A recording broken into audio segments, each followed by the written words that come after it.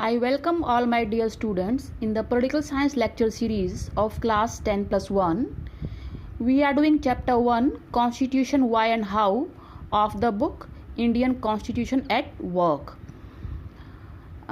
The topic of which we will be doing today it is inheritance of the nationalist movement.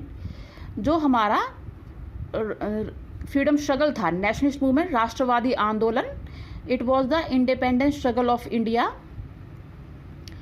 इसका क्या role था in the making of the constitution, संविधान निर्माण के अंदर. We will study about that. No constitution is simply the product of the assembly that produces it. No doubt to draft a constitution usually a constituent assembly comes into existence. परंतु एक संविधान के निर्माण में केवल सिर्फ संविधान सभा का ही योगदान नहीं होता है.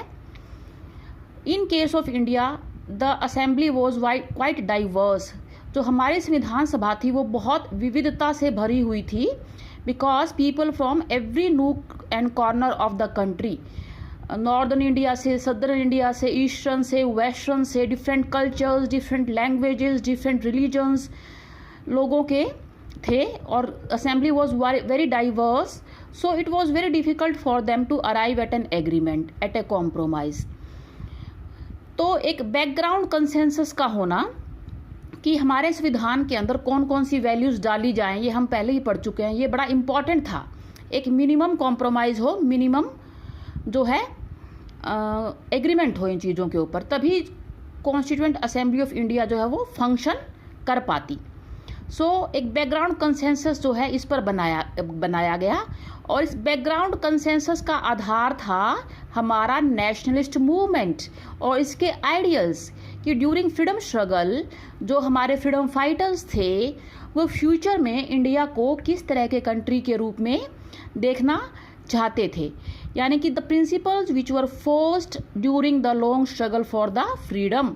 जो स्वतंत्रता प्राप्त करने के इतने लंबे समय में, इतने लंबे संघर्ष में कौन कौन से नियमों पर, कौन कौन से मूल्यों पर जो है सहमति हुई, और जो है ये डिसाइड किया गया कि in future what concrete shape and form the Indian government will take, India will take.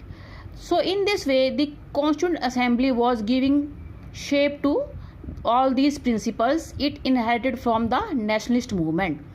जो हमारे फ्रीडम स्ट्रगल से जो भी मूल्य आए वो संविधान सभा ने अपने अंदर समाहित किए और उन्हीं के आधार पर इसने फंक्शन किया.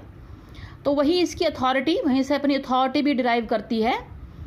सो for decades preceding the promulgation of the constitution, संविधान के प्रोमलगेशन से कई दशक पहले, यानी इसकी घोषणा से कई दशक पहले, our national movement had debated many question. जो हमारे राष्ट्रवादी आंदोलन में बहुत सारे सवाल जो है उभर कर सामने आए, जैसे कि what should be the shape and form of government of India, what values should it uphold, क्या पॉलिटिकल वैल्यूज रहेंगी, क्या लिबर्टी होगी, जस्टिस होगा, इक्वालिटी होगी, कौन कौन सी इनइक्वालिटीज इट शुड ओवरकम, और किन असमानताओं को दूर किया जाएगा.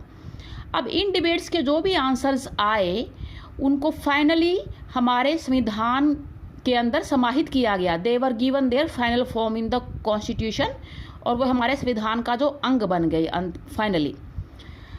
जो सबसे पहले जो बेस्ट समरी थी प्रिंसिपल्स की, जो बिल्कुल इसको इनका एक सार बना दें, जो सारे जो थॉट्स हैं, सारे विचार हैं, जो सारे मूल्य थे हमारे फ्रीडम फाइटर्स के, उसको समराइज करें, उसका एक सार बनाएं, तो it was reflected in the objective resolution. ये एक उद्देश्य प्रस्तावना में दिखाई देते हैं, और ऑब्जेक्टिव रेजोल्यूशन जो है ये एक प्रस्ताव था जिसने हमारी कॉन्स्टिट्यूएंट असेंबली या कॉन्स्टिट्यूशन के एम्स, उद्देश्यों को परिभाषित किया. कि ऑब्जेक्टिव रेजोल्यूशंस के अंदर वो सारे आइडियल्स, वो सारे आदर्श इंक्लूडेड थे जो हमारे संविधान में और हमारी संविधान सभा यानी कि कॉन्स्टिट्यूएंट असेंबली का जो एम था. And it was moved by Nehru in 1946. और नेहरू जी ने 1946 में संविधान सभा में, कॉन्स्टिट्यूएंट असेंबली में इस प्रस्ताव को सबके सामने रखा.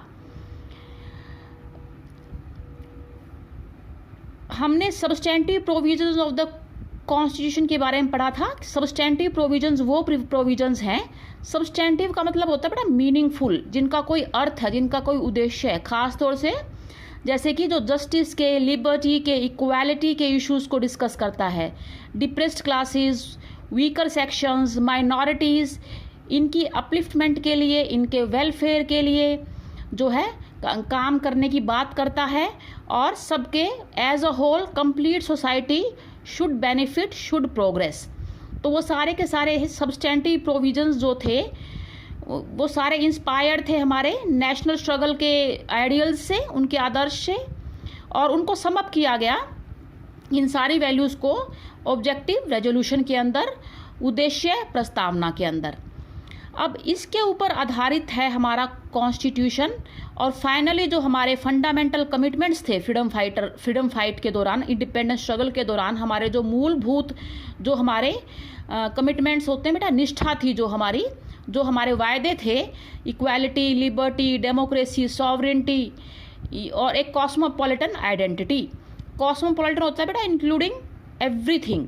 तो ये सारे के सारे आइडियल्स जो हैं वो हमारे ऑब्जेक्टिव रेजोल्यूशन में झलकते हैं। Thus our constitution is not merely a maze of rules and procedures.